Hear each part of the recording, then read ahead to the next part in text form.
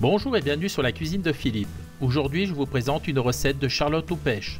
Pour réaliser cette recette, donc il faudra des pêches, ici j'en ai prévu 6, des biscuits à la cuillère, une trentaine, 250 g de mascarpone, 20 centilitres de crème fraîche entière bien fraîche, 80 g de sucre glace, 3 à 4 cuillères à soupe d'eau, une cuillère à soupe d'arôme de vanille, une cuillère à soupe de jus de citron, une cuillère à soupe de sucre.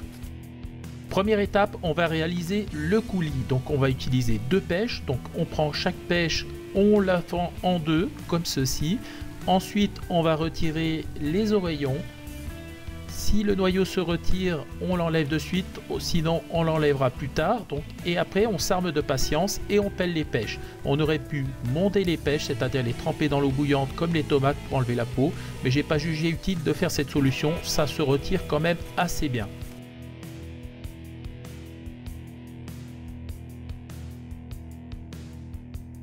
Je fais des cubes grossiers que je mets dans une casserole et on fait pareil avec la deuxième pêche.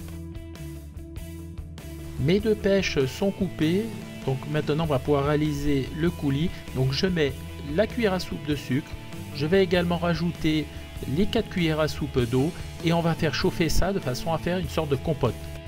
J'ai mis à chauffer mes pêches à feu doux, donc je les laisse cuire pendant environ 10 minutes le temps qu'elles compotent. À présent, on va s'occuper des autres pêches. Donc là, pareil, on va les couper en deux. Donc on prend chaque pêche, on coupe en deux. On va séparer les deux oreillons. Ensuite, on va retirer la peau. Donc on voit qu'ici, la peau se retire mieux parce que la pêche est un peu moins mûre. Et on va également retirer toutes les petites parties noires qui pourraient rester, qui ne sont pas très jolies visuellement. Quand l'oreillon est pelé, donc je le prends, je le mets à plat et je vais faire des lamelles d'environ 1 cm d'épaisseur. Ensuite, je retourne le tout et je coupe en petits cubes à peu près de même longueur, de façon à faire de jolis petits cubes comme ceci. Mes pêches sont coupées, je les ai mis dans un petit saladier, donc je rajoute le jus de citron et là je mélange soigneusement.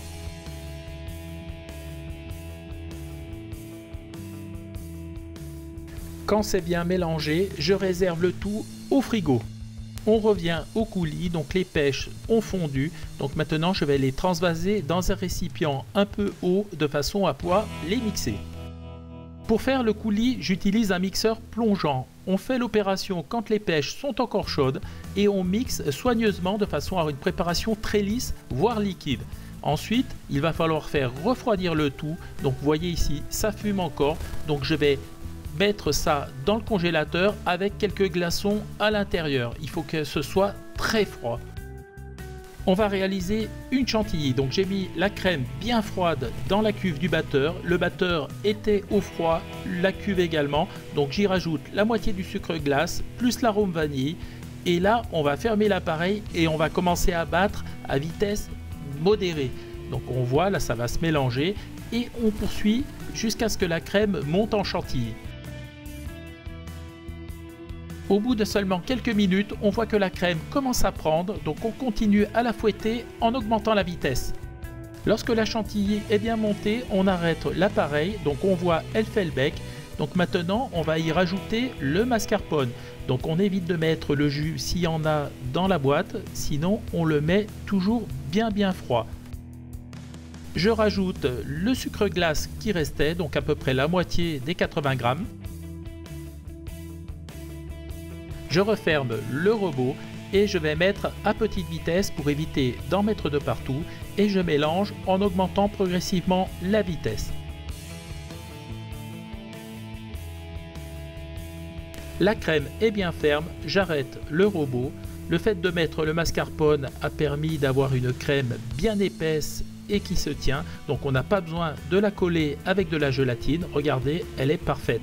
Donc maintenant je vais la réserver au frais. On va passer au montage. J'utilise un moule à charlotte. Si vous n'en avez pas, vous pouvez prendre un plat normal. Moi j'utilise car il y a les empreintes pour les biscuits. Donc l'idée, on prend des biscuits à la cuillère. Donc on va les tremper, les imbiber légèrement dans le coulis.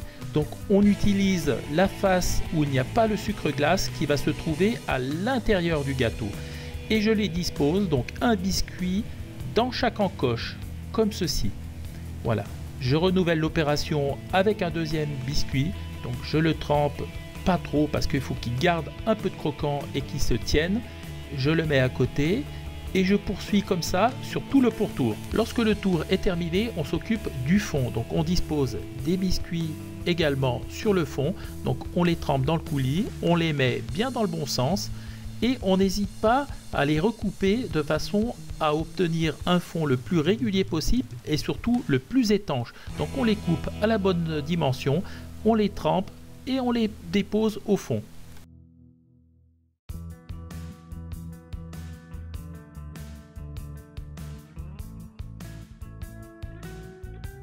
Lorsque le fond est terminé, on va mettre une première couche de crème. Donc là on y va, on en met une bonne couche, il faut être généreux.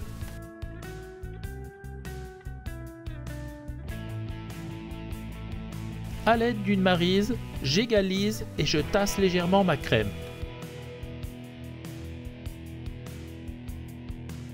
La première couche de crème est en place, donc je vais mettre par-dessus les petits cubes de pêche que j'avais réservés au frigo. Donc là, on en met une bonne couche également, il faut être généreux.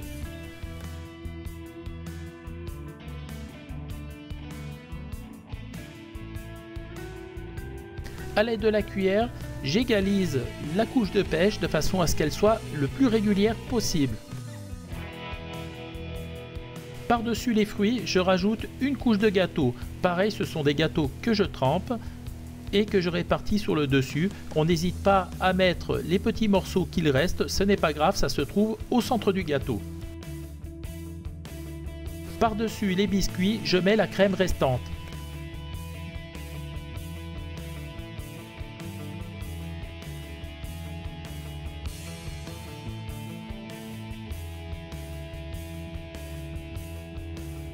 A l'aide de la maryse, j'égalise de façon à ce que le gâteau soit bien plat.